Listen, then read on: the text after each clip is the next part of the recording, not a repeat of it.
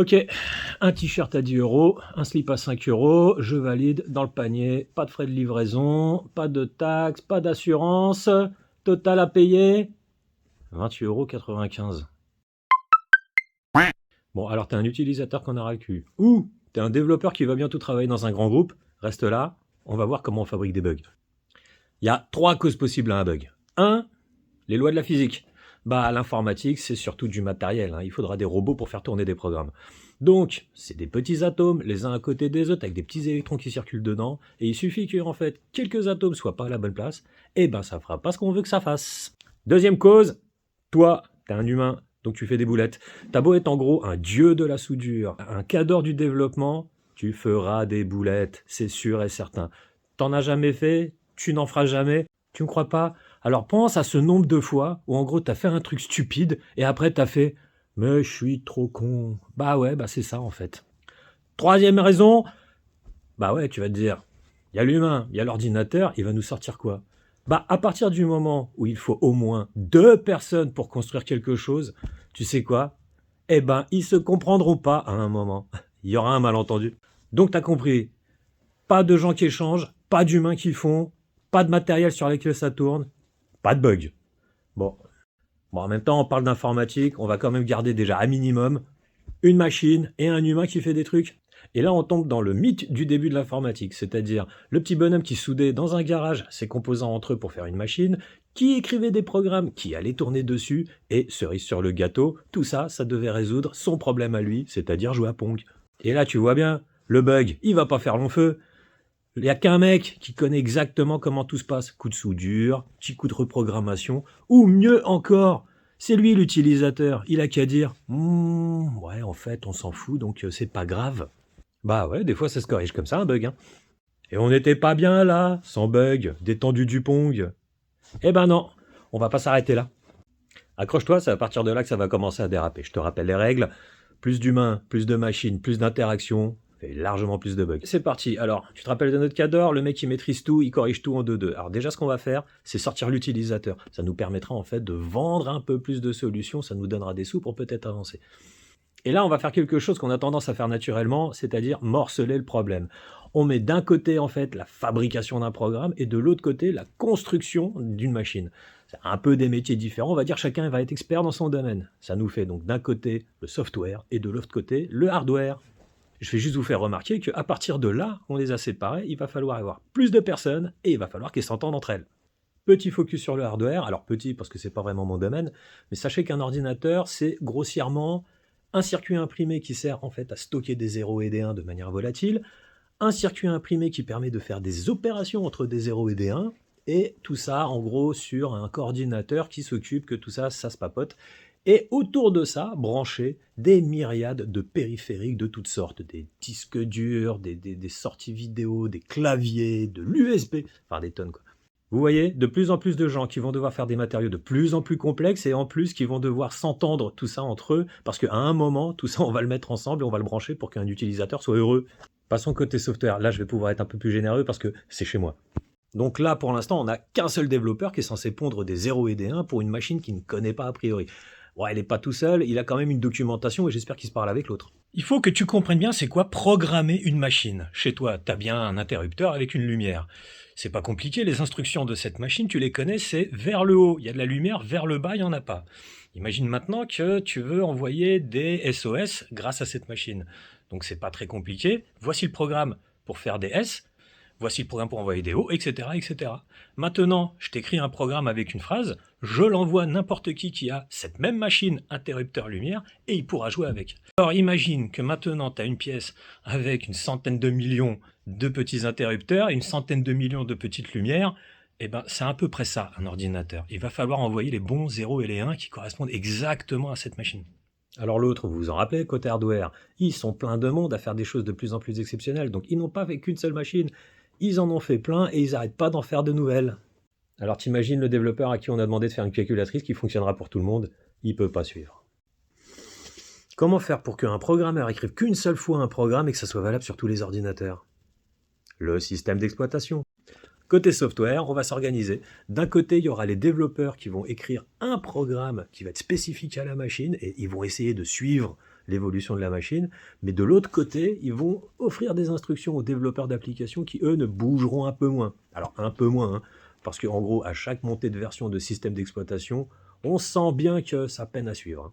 Mais là, vous voyez bien, les développeurs du haut, ils vont être obligés de se caler avec les développeurs du bas, hein. C'est-à-dire qu'ils vont envoyer les bons 0 et les 1, et que les autres, ils vont comprendre les bons 0 et les 1.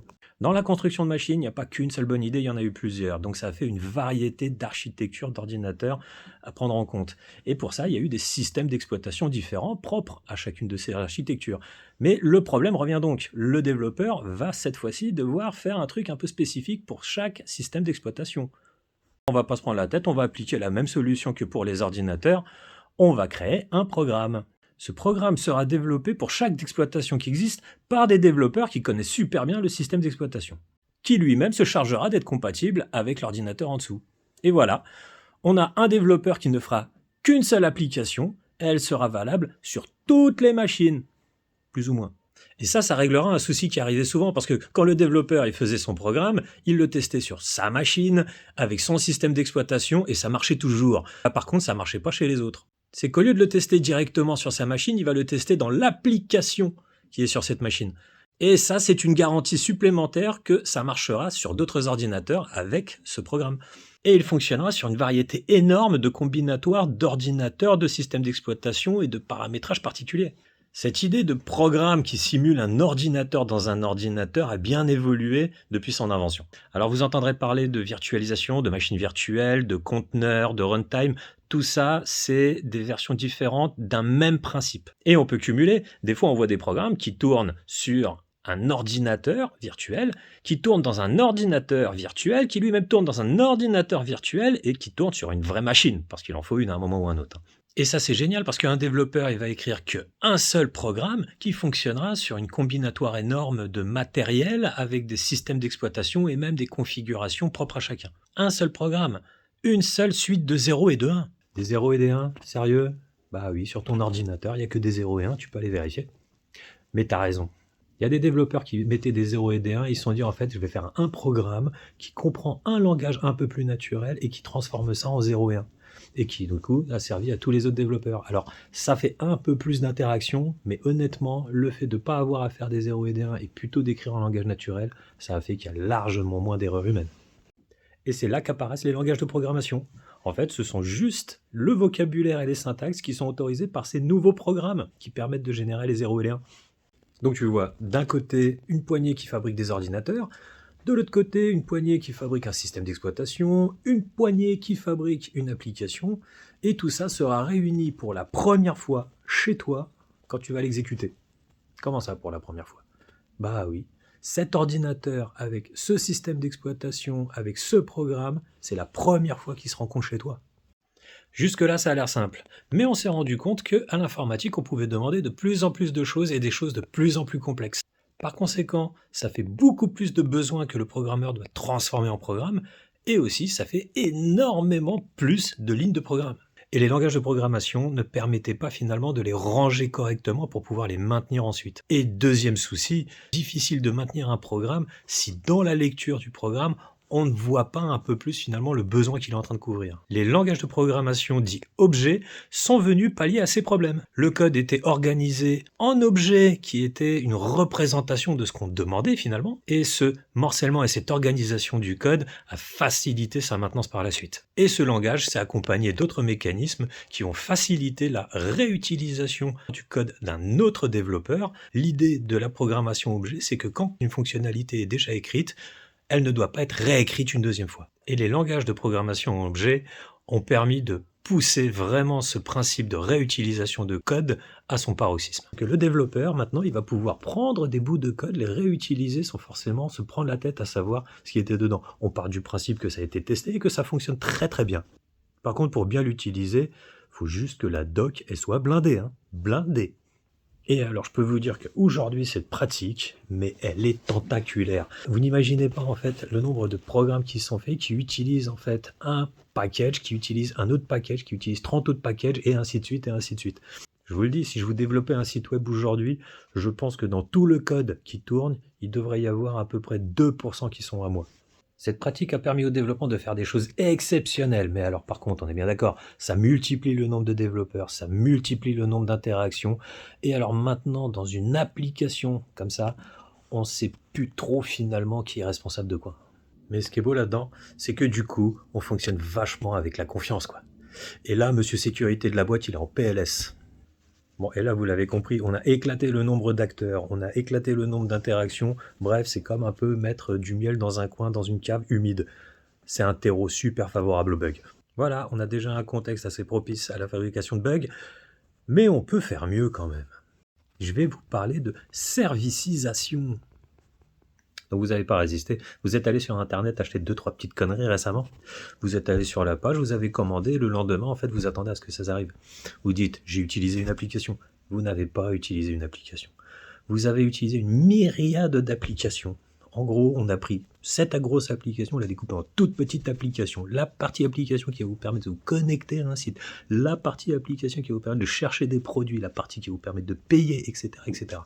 Une grosse application est découpée en toutes petites applications. On les appelle même plus applications, on les appelle des services. Et c'est ça, la servicisation. Découper une grosse application monolithique en plein de petites applications, mais qui sont du coup à la responsabilité de développeurs respectifs. Plus de développeurs, plus d'interactions. Alors entre nous, je suis quelqu'un de cartésien, c'est-à-dire que l'idée de découper un gros problème en tout petits problèmes, j'adhère. Mais alors là, quand même, ça devient compliqué de savoir pourquoi une application n'a pas marché. C'est compliqué. Ouais. Bon, c'est compliqué, on s'arrête là. En fait, tu viens de voir toute la partie côté développeur chez les softwares. Mais sache un truc maintenant, c'est que ton application qui est faite par un développeur, elle va être donnée à des gens qui vont les mettre sur des machines. C'est d'autres qui s'occupent d'acheter les machines et de mettre les applications dessus. Et ce passage entre les développeurs et ceux qui vont mettre sur des machines et le faire tourner sur des machines, c'est un moment compliqué. Tellement compliqué qu'il y a une grosse méthode en vogue qui permet à des gens de réfléchir comment résoudre ces problèmes-là. Ça s'appelle le DevOps, développeur vers les opérationnels. Alors quel genre de problème? Déjà, ne serait-ce que savoir quel code mettre sur quelle machine, avec quelle configuration, est-ce qu'il a besoin de ressources particulières, est-ce qu'il a besoin d'ouvrir des réseaux vers d'autres machines, etc. Bref, un sac de nœuds incroyable. Là donc on bascule dans le merveilleux monde de l'exploitation de l'application. Là, le code ne change plus, le développeur il a terminé son travail. Par contre, à partir de là, il va y avoir quelques autres petits soucis. Déjà, il y a tout un souci qui est lié en fait à la problématique réseau. C'est-à-dire que des services qui vont communiquer entre eux, ils sont peut-être à l'autre bout du monde. Certains sont dans des entreprises qui se protègent, d'autres qui sont à l'intérieur de l'entreprise elle-même. Et tout ça, il va falloir que ça communique. Premier point à régler. Deuxième point, je ne vais pas vous l'apprendre, mais vous avez vu, il y a des hackers, il y a des méchants qui s'attaquent en fait au système d'information. Donc du coup, il y a tout plein de mécanismes de sécurité qui se mettent en place et ils sont indépendants des applications. Ce qui fait que du coup, ça peut même bloquer les applications. Ça vous parle des milliers d'aéroports qui ont été bloqués en 2024 ? Sécurité. Bon, et bien voilà, tu as la grande image de un peu d'où peuvent venir les bugs dans un grand système d'information. Dis-toi que chacune de ces personnes, elle est consciencieuse, elle est rigoureuse, elle fait correctement son travail. Mais tout ça réunit, les quelques incompréhensions, quelques matériaux qui sautent, et voilà, ça nous fait des bugs. Mais évidemment, on baisse pas les bras, on fait tout pour que les gens fassent moins d'erreurs, on fait tout pour qu'ils se comprennent le mieux possible, et on fait le tout pour avoir un matériel qui est de moins en moins défaillant. Alors, pense-y quand tu vas rédiger ton mail au support.